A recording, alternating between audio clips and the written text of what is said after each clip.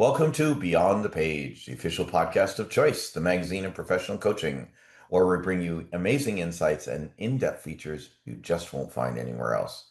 I'm your host, Garry Schleifer, and I'm excited to expand your learning as we dive into the latest articles, have a chat with this brilliant author today, and uncover the learnings that are transforming the coaching world. When you get a chance, join our vibrant community of coaching professionals as we explore groundbreaking ideas, share expert tips and techniques, and make a real difference in our clients' lives. This is your go-to resource for all things coaching. But for now, let's dive into the podcast. In today's episode, I'm speaking again with executive coach Jeremy Lewis, who is the author of an article in our latest issue, The Power of Choice. His article is entitled Coaching with Intent: How Coaches Can Support Clients in Bringing Greater Awareness to Their Choice-Making Process. A little bit about Jeremy. He's an EMCC accredited executive coach, which gives him an EIA appendage. He's an EMCC accredited coaching supervisor, which gives him an ESIA, and an independent researcher. And if that's not enough, he's also an MSc and a TIAHR, and a partridge in a pear tree too, right, Jeremy? That's something like that. Well, I'm sure they're all well deserved, so no light on that. A little bit more about him. He's been coaching chief executives and their teams for more than 15 years. He provides supervision for self-employed coaches, internal coaches, and coaching supervisors at all career stages. His peer-reviewed research into coaching supervision has been published in a leading industry journal. His first book, The Coaching Supervision Casebook, Meeting Your Supervisee's Needs, as in the framework we're going to talk about today, will be published later this year. Jeremy, welcome back. Thank you for writing for us and for joining us on the podcast again. Well, thank you for publishing my article, and thank you for having me back on the podcast, Gary. It's good to be Hey, here. my pleasure. Now, where was the other article published? In a leading industry journal? Was it? I've had a couple of papers published by the Oxford Brookes University Journal, which is called the International Journal of Evidence-Based Coaching and Mentoring. Wow, that's excellent. Congratulations. And it's an open access, so anyone can get access to that. It's not behind a paywall or anything like that. That Oh, journal is okay. open access. I'm sure a lot of people will be interested in that. Now, what inspired you to write for us at this time? So I was really inspired by the playfulness of Choice magazine having an edition about choice. And I'd been reflecting on intentionality, particularly in my supervision practice and through my research. And I thought, I wonder if I can bring all this together in a playful way that has some resonance for coaching as well as for supervision. So that's what inspired me. And I was kind of very conscious I didn't want to conflate supervision and coaching. And the way this article talks about the needs framework, which is from supervision, from my own research, and then tries to turn it into something that's useful for coaching, I was kind of a little concerned that I might have conflated the two ideas. But there are many overlaps, and I'm sure we can explore a couple of those as we talk today. Yeah. Well, we've talked about needs. So give us our, remember, some of our listeners haven't read the article yet. So what is the needs framework? That's NEEDS, just like it sounds. Yeah, so this is a framework for supervision, for intentionally choosing supervision interventions. So when I was studying to become a supervisor, which was 7, 8 years ago now, was constantly asking this question: well, what's the difference between supervision and coaching? Why is this not just coaching the coach? What is it more than that? Hmm. Um, and it struck me that there were intentional choices being made between um, holding space Hmm. for the coach to work through what they were reflecting on, but also sharing knowledge and experience. So those are kind of two opposites in some ways. And then there was another opposite of um, generating new understandings, but then also putting those into practice and helping the coach move on. And if we plot those onto a 2 by 2 matrix, sort of two dimensions, you get 4 quadrants. And so you're holding space to generate a new understanding or holding space to help them move on, for example. So the research started by interviewing supervisory dyads, supervisor and coach, Hmm. in the first paper to find out what do supervisors actually do. And it was Yeah. purely experiential, just tell us what actually happens. And we synthesized the thoughts and realized that they started to drop into this framework. Hmm. That took the research so far. That was in 2023. And then I continued to do the research by iterating a framework. So we had an idea of what the framework might look like, and then I ran it through various other interviews with more supervisors, and continually refined the framework until it didn't need changing anymore. And that was several interviews, and people were saying, "No, that's it. That's what we do. That's how it works." Yeah. And Yeah. so we ended up, and there was a lot of toing and froing over the words, and the whole mnemonic needs was totally unintentional. It just popped out. It really did. And in fact, the E of exploring was not exploring for weeks. And I had restless nights, sleepless nights, trying to fathom what this word needed to be. And I finally leaned into, okay, it's going to be exploring. And then the next interview I had, the person just said, "Oh, look, it spells out needs." And I said, "Does it?" I hadn't even noticed. Um, so the N is for noticing, and it sits right at the heart of the framework. And which, this is what which somebody else did for you. Okay, got it. which underpins. Yeah, I mean, it was a research. It all popped out of the research. It wasn't really anything apart Yeah. from being a guardian of the framework as it came together. It really came out of the interviews I had. So noticing sits right at the heart. Noticing from all sorts of perspectives what's going on, what's happening for the coach, what's happening for the client, what's happening in the system, what's happening right here in the space between us. And then after that noticing, we intentionally choose where to intervene. And we Mm. could go into exploring or evaluating or developing or supporting. And these are intentional choices uh, to match that framework of saying, holding space, or we're sharing knowledge, we're helping them move on, or we're helping to generate a new understanding. And we found that it matched much more readily to the functions of supervision and accorded with all the supervisors and coaches' experience that we'd interviewed. So I'm very proud of it as a Yeah. framework. And for our listeners, that matrix diagram is in the article, and now it makes so much more sense when you give us a bit more explanation and background into it. And I don't know if this is possible, but is there are there any examples of how that you've this is applied and what was the impact? Yeah, absolutely. So one of the things I've noticed, and what it was tentatively thought about in the research papers, but it comes out more in the book now that I engaged 18 supervisors to write cases, Okay. reflecting on either the use of needs or on how they did supervision, and then looking back at the needs model and saying, "Oh yeah, it does or doesn't fit. This is what Right. we were doing." And what's become apparent is that supervisees, coaches at different stages of their development have different needs. Um, so early career coaches suffer sometimes from what I kind of refer to as a bit of performance anxiety. Yeah. Yeah. Well, So being you'll a be, bit yeah. performative, so why not? Well, yeah. So you come out of coaching school and you've kind of got a crib sheet. Here are my questions. Here are the things I'm going to do, and there's this real sense of, am I doing it right?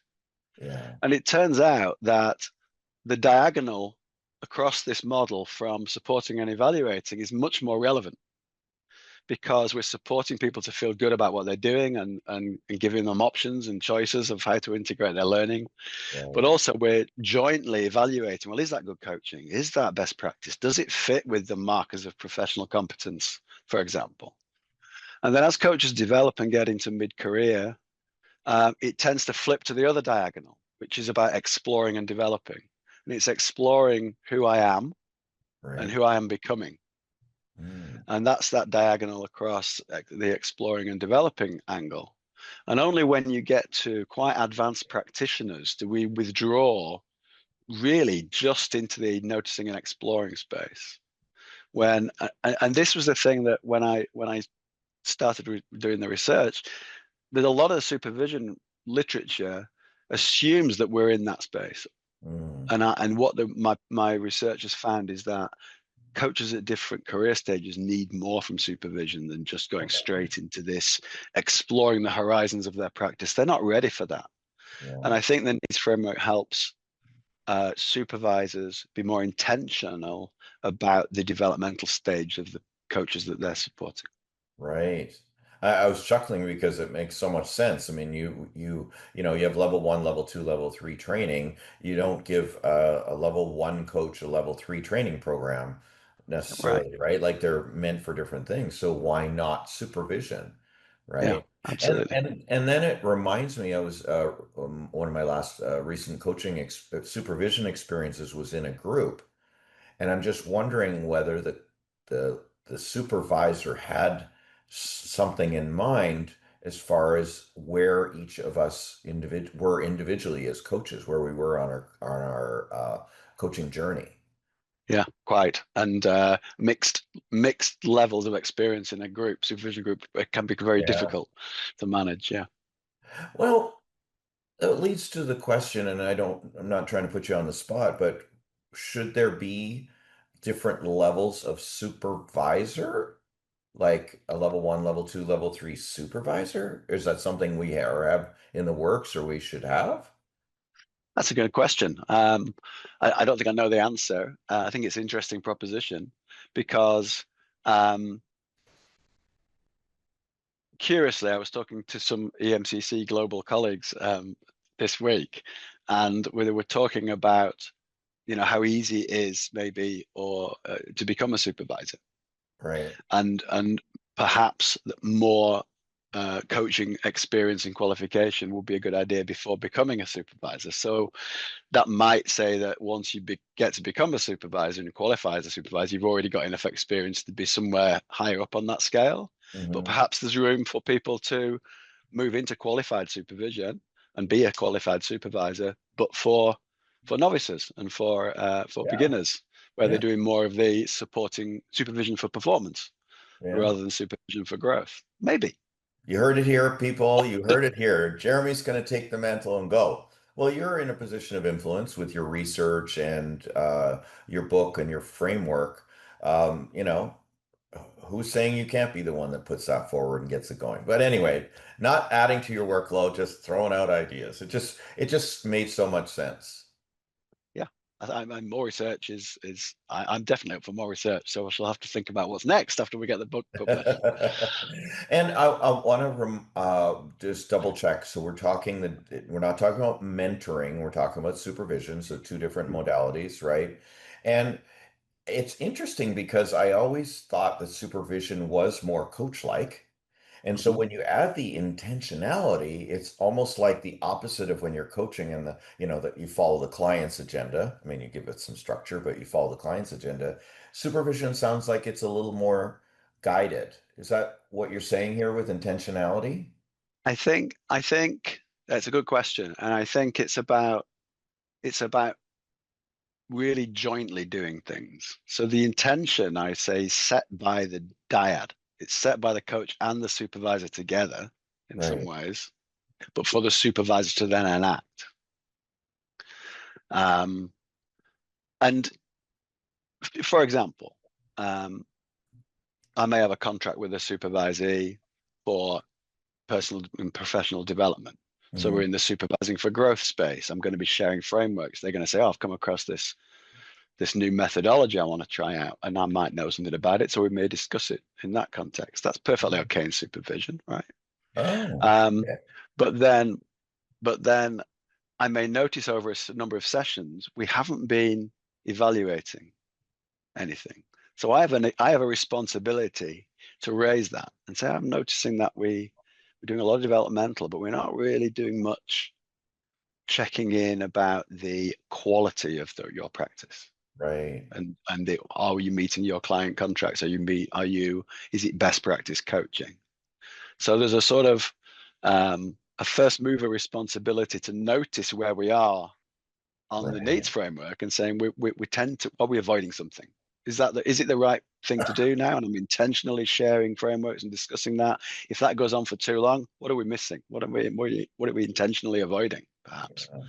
So there's, whilst it's a joint responsibility to agree where we want to go, the supervisor also has their own professional judgment to bring to bear, to choose the intentions or to make an observation that certain intentions might not be being met as well.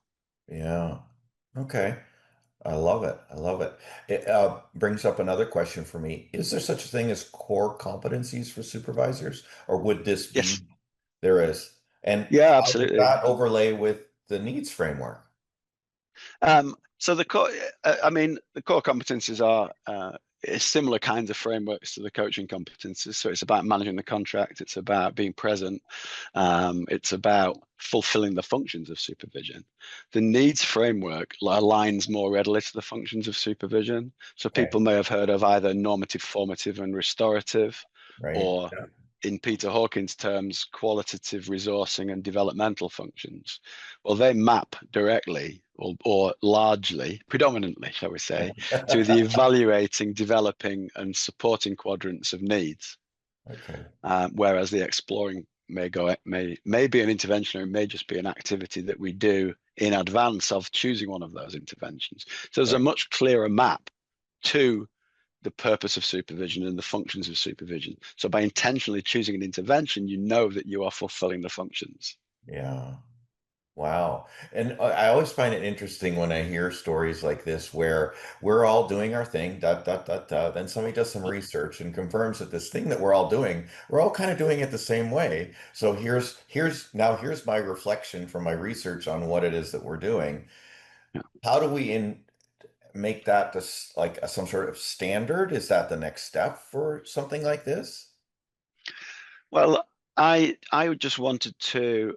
I mean, I did the research. I got into the research because I wanted to improve my own practice and improve my own knowledge, but also offer something back Right. to the profession. Yeah. So the papers are published, they're peer reviewed, so they're out there. They've had lots of reads. I bump into people at networking who say, I love your framework. We're using that in our training now. That's happened. So that's lovely and that's great because I think there's some value in it. I think there's some worth in it. But the next step for me was, what do I do now? Because I really wanted to get some case studies to broaden and demonstrate that they applied in different scenarios. So we've got neurodivergent coaching examples, we've got group coaching, we've got examples of supervision at different stages of development, and it's all in these 18 case studies that form Right. half of the book. Now I thought I could do that as a case study research project and put it out there as another paper. Mhm. I might even be able to create a PhD out of it. I don't have a PhD in coaching or supervision, and I thought that might be a nice thing to do. And I reflected on all of that and thought, you know what? I can bypass all of that and just put it out in a book because it's likely to have a better reach. And if Right. we get a good reach, then people might start using it. And that's it for me. It's something that might be useful. It's a bit of giving something back to the profession. Yeah. It's evidence based. It's peer reviewed. We've got some very well-known writers doing some of the case studies too. Yeah. So I just wanted to get it out there really, and hopefully it's useful. And you can still go circle back and do a PhD and may have to I write could. another book. I could. What what percentage of, and again, not putting you on a spot, just to roughly give you an idea, what percentage of supervisors would you think are using this? Like they didn't even know they're using it, but they're using the needs framework. I suspect it's a tiny number. To be honest, Right. it's early days really. I think getting the book out may be helpful. Um, it's encouraging when you meet people who say they've read your Yeah. paper. You know, Yeah. um, you can see the download stats on the paper. So researchers Yeah. and students and some academics have read it. You know, a few thousand maybe. Um, Okay. when And the case studies came in, to be honest, there yeah. were, I think, out of the 18 case studies, two of them were people that said, okay, I'm going to use it and write a case having used it. And the Oh, rest were post hoc reflection on, we've done some supervision. I now want to compare it to this framework. So that gives an indication that it's even, and that's the people I engage saying, would you like to write a case study with this yeah. framework in mind? So only Well, two out of 18 actually used it before they wrote it. And did they come back and say it's similar to what I've been doing anyway? Um, they came back by and large and said, what we love about this is it's practical and it's real and it totally aligns with good supervision practice, Yeah. and it's less esoteric and more practical and based on real experience, and they valued that. Yeah. Wow. I can't help but feel that there are, before you did the research, everybody was doing it, and you just revealed what everybody's doing. Yeah, So most, yeah. now you've given I it mean, a name for people, and maybe they'll connect to it and say, "Oh, that's what I do." It's like when I got into coaching, I didn't realize what I was doing when I was running one of my companies was that I was coaching. And then I yeah, heard about coaching in the late 90s, and all of a sudden it was like, "Oh," and I know it's a familiar story for a lot of us seasoned coaches is, "Oh, shoot, I was doing that coaching thing back then." yeah, Asking yeah. I powerful think that's fine. questions, being present, letting them, yeah, so wow. Yeah, I think that's very valid. And there'll be people that don't like some of the words, don't like the way it hangs together, but hopefully you can see through some of that and Oh recognize yeah. the core of the practice in there. Yeah, yeah, I'm sure they will. What was your biggest learning from all of your research? What really stuck with you? I'm. It's probably that what I've talked about there in terms of the different career stages, and that there was a gap. So if you think about, because a lot of the supervision literature that's out there, there's it all comes from therapeutic um, uh, interventions or counselling, Hmm. and not and it's been adapted to coaching. And I wanted to start with coaching and say, well, coaching's kind of different. If you think in therapy, um, arguably a therapist would never therapize their supervisee, Mm, but in coaching supervision, a supervisor would coach their supervisee. hmm. So Oh, the act good that you insight. are supervising is inherently part of the supervisory process, and that's different. So that was one of my kind of start points, is saying, well, is it different? Let's have a look at what actually happens. And the bottom half of the needs framework is very much like coaching. It's explore, it's noticing, it's exploring, it's supporting people to make choices and move on. You could say the bottom half of the framework is coaching, for example. Right. Um, and the literature then splits into two parts. There's a lot of what I call developmental models in supervision that are aimed at trainee professionals. Hmm. And then there's supervision proper, if you will, which is this kind of much more joint exploration, systemic exploration of what's really going on. Who are you becoming kind of stuff? Who are you really? Personal and professional development. And there's this huge gap in between. Like I say, you come out of coaching school having, or credentialing, having had your score sheet checked off and ticked and say, yep, you are coaching. Great. And then if you throw into supervision to support your practice, it's like you suddenly go into this really deep systemic exploration of who you are. There's this huge Yeah. gap in the middle. So I Well, think it helps fill some of that. yeah. Um, yeah, so that's probably the biggest learning. And the fact that what I would call that is practical wisdom. Mm. And that's what people come to supervision for. They don't come for the theory. They don't come to have their exam script marked, like No. coach mentoring, or mentor coaching rather. Yeah, Yeah. which is No, more that's different. more of a kind of checking off your competency. Um, they come for some practical wisdom. Help me make sense of this. Help me turn this into something I can use. Yeah. Yeah, I've had good experiences in supervision for exactly that. It's not about who you're coaching, it's about how you're being as a coach, Yeah, as a human being even. It doesn't just stay with coaching, right? Because, usually I like to say usually what you're doing in your business life, you're doing in your personal life. My clients don't absolutely. always like it when I make that connection, but they get it eventually. Yeah. Uh, you said earlier you did this for your learning. How's it impacted your coaching? How has it impacted my coaching? I was reflecting on this the other day because I was filling in a questionnaire for someone else's research, and they were asking about these sorts of questions. Yeah. And um, there's something about supervision that is an acceptance from both parties that mutual learning is happening. Mm. and that everyone is working at their edge. It's been said that there should be two scared people in supervision, and it's both the supervisor and the supervisee working at their edge. And Yeah. there's something about then researching that topic, which takes it to another level. They say if you really want to know about something, to try and tell someone else about it, try and teach someone about it. And that's what the research in the book's been about. So the deepening of reflective practice and putting it into both my coaching and my supervision practice has probably accelerated my learning more than any training course Yeah. I've ever done, I would say. So, how do you find someone to supervise you, seeing as how you created a framework? Do you have someone who uses the framework, or do you have someone who doesn't use the framework? I have someone who doesn't use the framework. I've had the same supervisor since I launched my supervision practice in Okay. 2020. And I chose him. We'd worked together before, and I liken him to. I'm sure your listeners have seen the Iron Man movies with Robert Downey Jr. Hmm. And he has a heads-up display, yeah, where you can see all sorts of dials and things happening. And I Right. liken my supervisor to that because he sees things that only the heads-up display could possibly give him, and makes the connections and then makes the right action. So I chose him for his um, Pop-up display. um, yeah, I chose him for his intuition and action, and just I find him quite awesome. Yeah. Well, it was before your research, so he's safe, and you Yeah, probably brought him along, and he's probably doing it anyway, just by talking I to he you. he's he what he does is alchemic. I think it's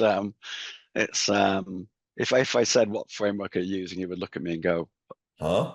"I'm just here." What makes you think that anything? Oh, What what a makes you think coaching that anything answer. just? What makes you think that anything just as both being fully present is not enough? Wow. Okay, you got the right guy. Right guy for you. That's great. Jeremy, what would you like our audience to do as a result of your article and this conversation? I'm going to put in a plug first to say watch for your book. My second plug is, oh my goodness, look at this framework. If you don't have a supervisor, find one that has this or share it with them and see how so we can spread the great word of your work. But Well, thank you. I'll let you add in what you'd like them to do. Well, what I did in this article was try and borrow from the needs framework and create a framework that might be useful for coaching. Right. And the one thing that's very different is this idea of evaluating. We would never evaluate our coachees' practice, professional practice. Mhm. We're not in the same field. It's just not appropriate at all. But I think if we think about what that represents, evaluating represents generating and sharing knowledge, generating new understanding. Mm. And the ICF markers have changed in September to include an acknowledgement that sharing knowledge is okay as part of coaching, which I think is a wonderful thing. In some ways, that's catching up with some other professional bodies that maybe were more progressive around that in the past.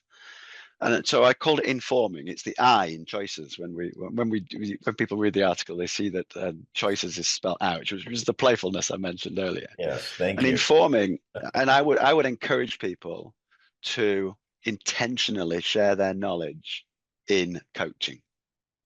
And they can do that in two ways. One is about giving information, informing, and that could be giving feedback, giving some sector insight if you have some. And there's a very big difference between giving information and telling someone how to use it. I'm not suggesting you tell people how to use it. It's sharing knowledge that you have because it may be useful. Right. And then the other intentional way to share your knowledge is to really cultivate their professional growth. And that might be sharing a framework Mm. that's more relevant to the coaching question. So I Yeah. think the example in the article I used was someone, say, struggling with prioritizing their workload, for example. Fairly simple example. And there's a very famous uh, model called the Eisenhower matrix. And Yes. if you know that matrix and they don't, why wouldn't you share it? I do those sort of things. Another great one is Parkinson's law. Yeah, exactly. I share that one a lot. So, excuse me. Excuse me. I'm just recovering from a head cold. Um, so I would encourage them to experiment with intentionally sharing their knowledge Mm. because there's some new avenues for coaches to develop in their practice. And yes, the book, absolutely. Thank you for the plug. I think we have a link if people want to sign up to be notified when the pre-order is available, and then they can have a discount code if they pre-order through that, and we'll let them know.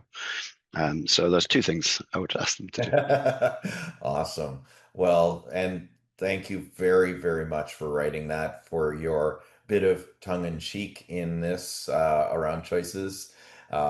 Really appreciate it, you writing and being on the podcast with us today. What's the best way to reach you, Jeremy?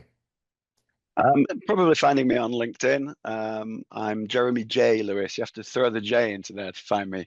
I did that originally to make sure I stood out, but now people can't find me. They go, I can't find him on LinkedIn. Why not? And I said, oh, you need the J. So I'm kind of regretting having done that, but it is what it is. So I'm Jeremy J. Lewis on LinkedIn. JJ. JJ. Thanks you again for joining us for this Beyond the Page episode. Much appreciated. Thank you, That's Gary. it for Thanks this for having me. episode of Beyond the Page. For more episodes, subscribe via your favorite podcast app, most likely the one that got you here in the first place. If you're not a subscriber to Choice and you're watching this video, you can sign up for your free digital issue by scanning the QR code in the top right-hand corner of the screen. If you're in audio mode and you are no longer driving or off the treadmill, you can go to choice-online.com and click the Sign Up Now button. I'm Garry Schleifer. Enjoy the journey of mastery.